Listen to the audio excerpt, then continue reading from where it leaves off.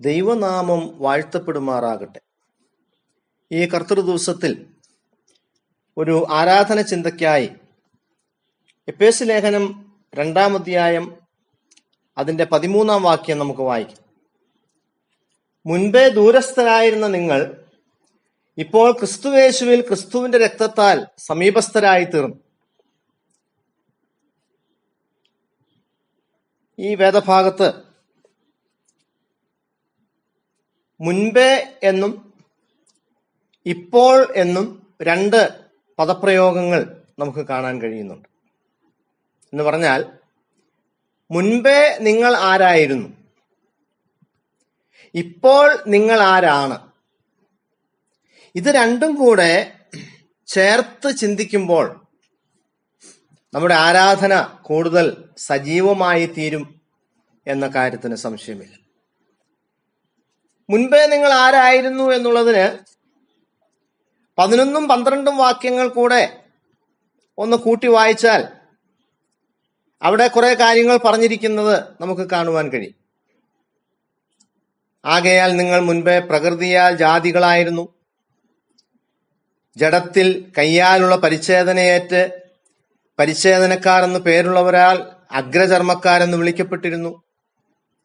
ആ കാലത്ത് നിങ്ങൾ ക്രിസ്തുവിനെ കൂടാതെയുള്ളവരും ഇസ്രായേൽ പൗരതയോട് സംബന്ധമില്ലാത്തവരും വാഗ്ദത്തത്തിന്റെ നിയമങ്ങൾക്ക് അന്യരും പ്രത്യാശയില്ലാത്തവരും ലോകത്തിൽ ദൈവമില്ലാത്തവരുമായിരുന്നു എന്ന് ഓർത്തുകൊള്ളുവിൻ. നിങ്ങൾ ആരെങ്കിലും എണ്ണി നോക്കിയോ എന്ന് എനിക്കറിയില്ല. ഞാൻ എണ്ണി നോക്കിക്കൊണ്ടാണ് പറഞ്ഞത്.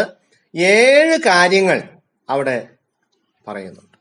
7 എന്ന് പറയുന്നത് പൂർണ്ണതയെ കാണിക്കുന്നു എന്ന് ഞാൻ പല പ്രാവശ്യം ഈ ക്ലാസ്സുകളിൽ പറഞ്ഞിട്ടുണ്ട്. അപ്പോൾ പൂർണ്ണതയുടെ ഒരു പിന്നാമ്പുറമാണ് നമുക്കെല്ലാവർക്കും ഉണ്ടായിരുന്നത്. അല്ലെങ്കിൽ വേറെ നില പറഞ്ഞാൽ, ദൈവസന്നിധിയിലേക്ക് എത്തി നോക്കാനോ അടുത്തു വരാനോ സാധിക്കാത്ത ഒരു പൂർവകാലം നമുക്കുണ്ടായിരുന്നു. ഞാൻ പറഞ്ഞത് ശരിയല്ലേ? എന്നെ ശ്രദ്ധിച്ചുകൊണ്ടിരിക്കുന്ന നിങ്ങളിൽ ആർക്കാണ് എൻ്റെ പൂർവകാലം മെച്ചമായിരുന്നു, എനിക്ക് ദൈവസന്നിധിയിലേക്ക് വരാനായിട്ട് എനിക്ക് കഴിയുമായിരുന്നു, ഞാൻ അങ്ങനെ അതിന് യോഗ്യതയുള്ളയാളാണ്, എനിക്ക് കഴിയുമായിരുന്നു എന്ന് പറയാൻ പറ്റുന്ന ഒരാള് എങ്കിലും ഉണ്ടോ? ഇല്ല, ആരുമില്ല. അതുകൊണ്ടാണല്ലോ ദേവദാസൻ പാടിയത്, ഇത്ര മഹത്വമുള്ള പദവി ഇപ്പോഴുക്കരുളാൻ പാത്രത ഏതുമില്ല, നിന്റെ ദയ എത്ര വിചിത്രമഹോ എന്ന് നമ്മൾ പാടാറുണ്ട്. അതുകൊണ്ട് ദൈവസന്നിധിയിലേക്ക് എത്തി നോക്കാനോ അടുത്തു വരാനോ സാധിക്കാത്ത ഒരു പൂർവകാലം നമുക്കുണ്ടായിരുന്നു. മുൻപേ, അല്ലെ? മുൻപേ, ഇപ്പോൾ. എന്നാൽ ആ പൂർവകാലത്ത് നിന്ന് ഇപ്പോൾ വന്നിരിക്കുന്ന മാറ്റം എന്താ? അത് ഒറ്റ വാക്കിൽ പൗലോസ് ഇവിടെ ഒതുക്കുകയാണ്. മുൻപേ നിങ്ങൾ ദൂരസ്ഥരായിരുന്നു എന്ന് പറഞ്ഞാൽ, മുൻപ് പറഞ്ഞ 7 കാര്യങ്ങളുടെ ഒരു സമ്മാൻ സബ്സ്റ്റൻസ് ആണ്, ആകത്തുകയാണ് പൗലോസ് പറയുന്നത്. മുൻപേ നിങ്ങൾ ദൂരസ്ഥരായിരുന്നു. എന്നാൽ ആ നിങ്ങൾക്ക് ഇപ്പോൾ ആരാകാൻ കഴിഞ്ഞു? സമീപസ്ഥരാകാൻ കഴിഞ്ഞു. ആദ്യത്തേക്കാൾ കുറച്ച് ദൂരം വ്യത്യാസമുണ്ട്, കുറച്ചും കൂടെ നമ്മൾ അടുത്തു എന്നല്ല. നമ്മൾ മുൻപ് ദൂരസ്ഥരായിരുന്നു, ഇപ്പോൾ നമ്മൾ സമീപസ്ഥരായിരിക്കും. ദൈവത്തിന് സ്തോത്രം, ദൈവനാമത്തിന് മഹത്വം. നമ്മുടെ സ്ഥിതി മൊത്തം മാറി. മുടിയനായ പുത്രനെ കുറിച്ച് നമ്മൾ വായിക്കുന്നുണ്ട്. അപ്പന്റെ കയ്യിൽ നിന്ന് അവൻ വസ്തുവകകളൊക്കെ സ്വരൂപിച്ച് അത് പൈസയാക്കി അവൻ പോയത് എങ്ങോട്ടാ? ദൂരദേശത്തേക്കാണ്. അവിടെ കൂട്ടുകാരും ഒന്നിച്ച് അവന്റെ പൈസയെല്ലാം ചെലവഴിച്ച ശേഷം പന്നികളോടുകൂടെ ഇരുന്നപ്പോൾ അവന് സുബോധം വന്നിട്ട് അവൻ മടങ്ങി അപ്പന്റെ വീട്ടിൽ വന്നു. അവൻ സമീപസ്ഥനായി. ദൂരസ്ഥനായിരുന്ന മുടിയൻപുത്രൻ ഇപ്പോ സമീപസ്ഥനായി. പാതാളത്തിൽ കിടക്കുന്ന, യാതന അനുഭവിച്ച് കിടക്കുന്ന ധനവാനും നമ്മൾ വായിക്കുന്നുണ്ട്. അവൻ ദൂരത്ത് നിന്ന് ആരെ കണ്ടു? അബ്രാഹാമിനെയും അവന്റെ മടിയിൽ ലാസറിനെയും കണ്ടു. നോക്കുക. അപ്പോൾ ദൂരത്തായി പോയ ചില ആളുകളെ കുറിച്ച് വേദപുസ്തകത്തിൽ നമുക്ക് വായിക്കാനായിട്ട്.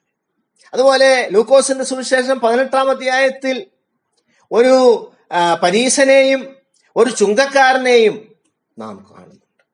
പരീശൻ നിന്നുകൊണ്ട് തന്നോട് തന്നെ അത് അങ്ങനെയുള്ളവരെക്കാൾ ഇങ്ങനെയുള്ളവരെക്കാൾ ഈ നിൽക്കുന്ന ചുങ്കക്കാരനേക്കാൾ പോലും ഞാനാരാ, ഞാൻ മികച്ചതാ, എന്റെ ഭാഗത്തൊരു കുറവുമില്ല, ഞാനാണ് ശരിയായി ക്രിസ്തീയ ജീവിതം നയിക്കുന്നത്, ഞാനാണ് ശരിയായ വിശ്വാസി. അവനെ തന്നെ പൊക്കി പൊക്കി പറയുന്നത് നമുക്ക് കാണുവാൻ കഴിയും. എന്നാൽ ആ ചുങ്കക്കാരൻ എന്താ ചെയ്തേ? അവൻ ദൂരത്ത് നിന്ന് മാറത്തടിച്ചു എന്ന് നാം വായിക്കുന്നുണ്ട്. ദൂരത്ത് നിന്ന് മാറത്തടിച്ചുകൊണ്ട് തനിക്കൊന്നും ദൈവസന്നിധിയിൽ പറയാനായിട്ടില്ല. മഹാപാപിയാണ് കർത്താവേ, എനിക്ക് നിന്നോടൊന്നും അവകാശപ്പെടാനായിട്ടോ ചോദിക്കാനായിട്ടോ ഇല്ല, ഞാൻ മഹാപാപിയാണ്, ഞാൻ തികച്ചും നരകയോഗ്യനാണ് എന്നാണ് അവൻ പറയുന്നതിന്റെ സാരം. നമ്മളവിടെ അവസാനം വായിക്കുന്നുണ്ട്, ചുങ്കക്കാരൻ നീതീകരിക്കപ്പെട്ടവനായി വീട്ടിലേക്ക് പോയി. എന്നാൽ അടുത്ത വാക്കെന്താ? മറ്റവനോ അങ്ങനെയല്ല. എന്താ അങ്ങനെയല്ല എന്ന് പറഞ്ഞാൽ അതിന്റെ അർത്ഥം അവൻ നീതീകരിക്കപ്പെട്ടില്ല. മനസ്സിലായി? അപ്പോൾ ഓർക്കുക, ഒരുത്തൻ നീതീകരിക്കപ്പെട്ടവനായി വീട്ടിലേക്ക് പോയപ്പോൾ മറ്റവൻ നീതീകരിക്കപ്പെടാതെ അവന്റെ വീട്ടിലേക്ക് പോയി. ഞാൻ ഈ സന്ദേശം നീട്ടുവാനായിട്ട് നിർവാഹമില്ലല്ലോ.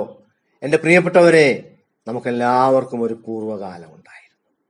നമ്മളെല്ലാവരും പൂർവ്വകാലത്ത് അയോഗ്യതകളുടെ നീണ്ട ഒരു പട്ടികയാണ് നമുക്ക് നിരത്തുവാനായിട്ടുണ്ടായിരുന്നത്. എന്നാൽ ദൈവം നമ്മെ സ്നേഹിച്ചപ്പോൾ വാസ്തവത്തിൽ എന്താ ചെയ്തത്? നമ്മുടെ അയോഗ്യതകളെ യോഗ്യതയായി ദൈവം എണ്ണി. എന്നാ മനസ്സിലായേ? നമ്മെ സ്നേഹിക്കുവാൻ ദൈവം തീരുമാനിച്ചപ്പോൾ ദൈവത്തിന് വേണ്ടത് അയോഗ്യതകളാണ്. യോഗ്യതയുള്ളവരെ സ്നേഹിച്ചിട്ട് എന്നാ കാര്യം? അയോഗ്യതയാണ് ദൈവത്തിന് വേണ്ടത്.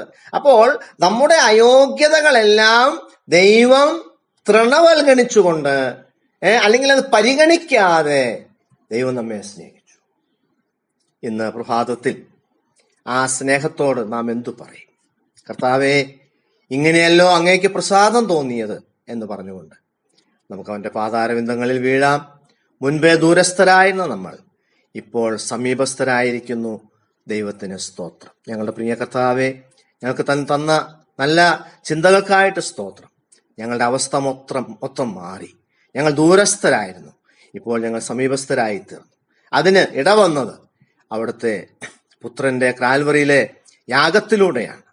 ആ യാഗത്തിനായി, ആ ത്യാഗത്തിനായി എല്ലാം നന്ദിയും യേശുക്രിസ്തുവിന്റെ പാതാരവിന്ദങ്ങളിൽ അർപ്പിച്ചുകൊണ്ട് ഞങ്ങൾ അങ്ങയെ വണങ്ങുന്നു, ആരാധിക്കുന്നു. അവിടുത്തെ വിലയേറിയ നാമം ഇന്നും എന്നേക്കും വാഴ്ത്തപ്പെടുമാറാകട്ടെ. ആമേൻ.